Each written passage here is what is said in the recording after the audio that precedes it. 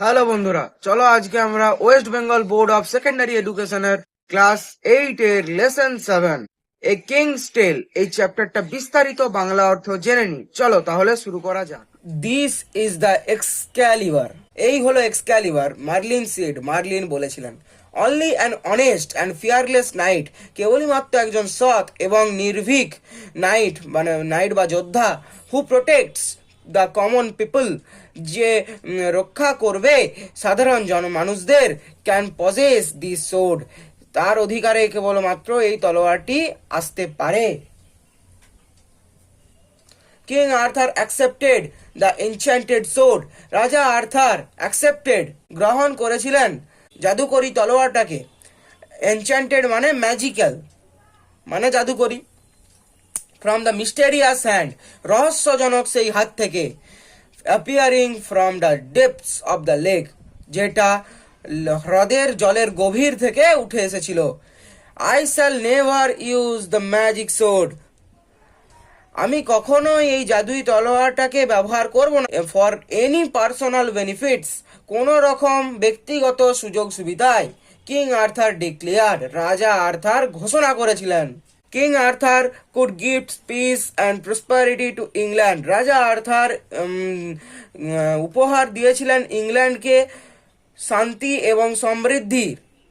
The greedy barons were unhappy, greedy barons লোভী অভিজাতরা, war unhappy ছিলেন অসুখী, উইথ কিং আর্থার রাজা আর্থারকে নিয়ে, বিকজ কারণ হি ওয়াজ জেন্টেল অ্যান্ড জাস্ট, তিনি ছিলেন নম্র ভদ্র এবং ন্যায়পরায়ণ।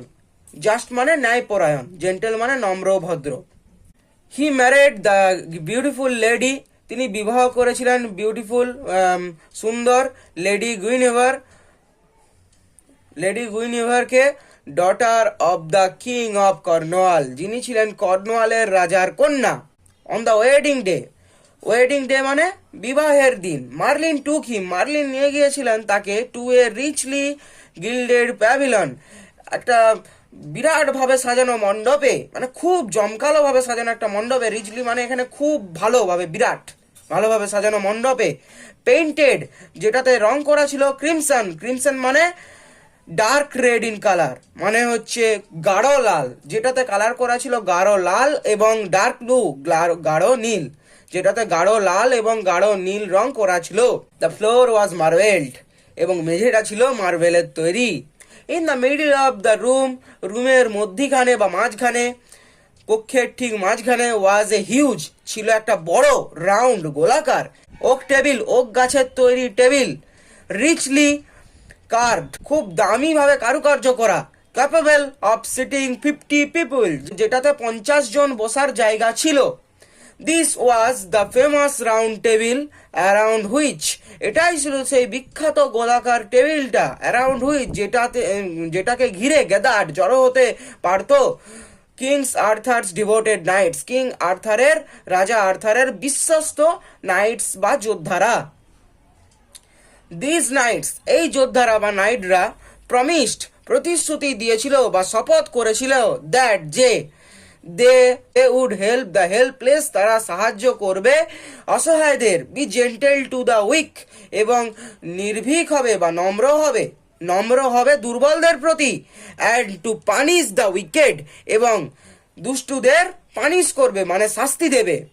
টু কিপ দেয়ার ভয়েস, তাদের শপথ বজায় রাখার জন্য। দ্য নাইটস, যোদ্ধারা, আন্ডারটুক নিয়েছিলেন, কাউন্টলেস হ্যাজার্ডস অ্যাডভেঞ্চার্স, নিয়েছিলেন অগুন্তি হ্যাজার্ডস, হ্যাজার্ডস মানে রিস্কি অর ডেঞ্জারাস মানে বিপদ, অগুন্তি বিপদ, অ্যাডভেঞ্চার্স মানে অভিযান, মানে অগুন্তি বিপদে ভরা অভিযান। মানে এটা ভালো করে বললে কি হবে না, টু কিপ দেয়ার ভয়েস, তাদের শপথ রক্ষা করার জন্য। দ্য নাইটস আন্ডারটুক, যোদ্ধারা নিয়েছিলেন অগুন্তি বিপদে ভরা অভিযান। The stories of their goodness, তাদের ভালো মানসিকতার গল্প, অ্যান্ড কাইন্ডনেস এবং দয়ালুতার গল্প, spread throughout the country, ছড়িয়ে পড়েছিল সারা দেশে। King Arthur ruled for many happy years.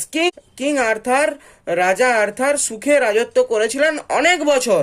And grew old with time, এবং সময়ের সাথে সাথে তিনি বৃদ্ধ হয়ে গিয়েছিলেন। Many of his trusted knights, তার অনেক বিশ্বস্ত যোদ্ধারা হ্যাড প্যারিশড, প্যারিশড মানে মারা যাওয়া, এখানে হ্যাড প্যারিশড মারা গিয়েছিলেন ডিউরিং দেয়ার অ্যাডভেঞ্চার্স, তাদের অভিযান চলাকালীন। The king gave his magic sword, রাজা দিয়েছিলেন তার জাদুই তলোয়ারটাকে, দ্য এক্সক্যালিভার মানে যেই তলোয়ারটার নাম ছিল এক্সক্যালিভার, টু এ ট্রাস্টেড নাইট। মানে কি না, রাজা আর্থার তার জাদুই তলোয়ার এক্সক্যালিভারটাকে দিয়েছিলেন তার একটা বিশ্বস্ত যোদ্ধাকে বা নাইটকে। অ্যাট দ্য কিংস কমান্ড, এবং রাজার আদেশে, the knight threw the sword, সেই যোদ্ধাটি থ্রিউ দ্য সোর্ড তলোয়ারটাকে ইনটু দ্য লেক, হ্রদে, aim the plain of the sweet smelling flowers, লক্ষ্য করে সমতল ভূমির সুগন্ধি ভরা ফুলের হ্রদের দিকে।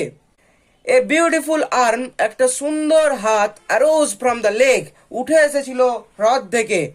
কট দ্য সোর্ড, ধরেছিল তলোয়ারটাকে। অ্যান্ড ডিসঅ্যাপিয়ার্ড, এবং অদৃশ্য হয়ে গিয়েছিল। Into the green depths of water, জলের গভীর সবুজে অদৃশ্য হয়ে গিয়েছিল।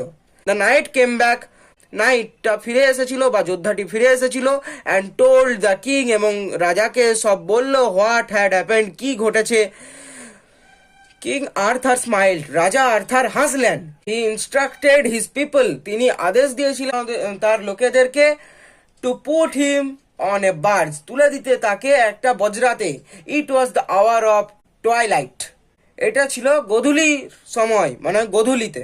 উইথ টিয়ারফুল আইস, অশ্রু ভরা চোখে, এভরিওয়ান প্রত্যেকে, bade goodbye to the old king, জানিয়েছিল গুড বাই মানে হচ্ছে বিদায়, দ্য ওল্ড কিং বৃদ্ধ রাজাকে, as the barge sailed with him towards the setting sun, বজ্রাটি তাকে নিয়ে ভেসে চলল টুয়ার্ডস দ্য সেটিং সান, অস্তগামী সূর্যের দিকে।